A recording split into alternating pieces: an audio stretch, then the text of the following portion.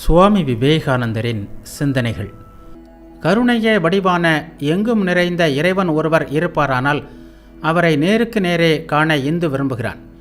அவன் அவரை காண வேண்டும். அதுதான் அவனது எல்லா சந்தேகங்களையும் அகற்றும்.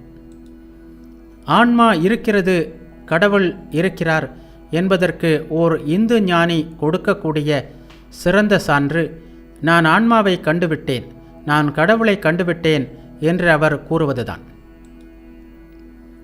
இந்து சமயம் என்பது ஏதோ ஒரு கோட்பாட்டையோ கொள்கையையோ நம்புவதற்கான போராட்டங்களிலும் முயற்சிகளிலும் அடங்கிவிடாது.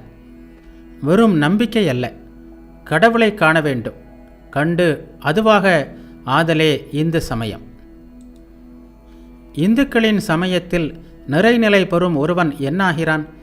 அவன் எல்லையற்ற முழுமையான பேரானந்த பெருக்கில் திளைத்து வாழ்கிறான்.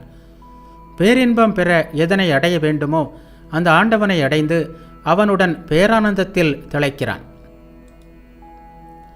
தீமை செய்கின்ற 1000 பேரை கொல்வதன் மூலம் தீமையை உலகத்திலிருந்து நீக்க முயல்வதால் உலகத்தில் தீமைதான் அதிகமாகும்.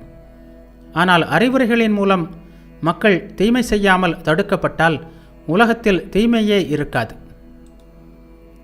நீ உன் மனைவியோடு வாழலாம், அவளை கைவிட வேண்டும் என்பதல்ல, ஆனால் அவளிடம் கடவுளை காண வேண்டும். உங்கள் குழந்தைகளில் இறைவனை காணுங்கள். எல்லாவற்றிலும் இப்படியே.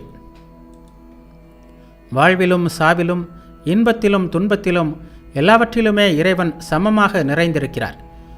உலகம் முழுவதும் இறைவன்தான் நிறைந்திருக்கிறார். கண்களை திறவுங்கள், அவரை பாருங்கள். இந்து மதம் இதைத்தான் போதிக்கிறது.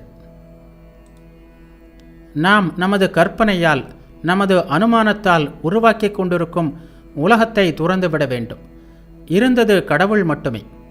குழந்தையில், மனைவியில், கணவனில் எல்லாவற்றிலும் இருப்பவர் கடவுளே.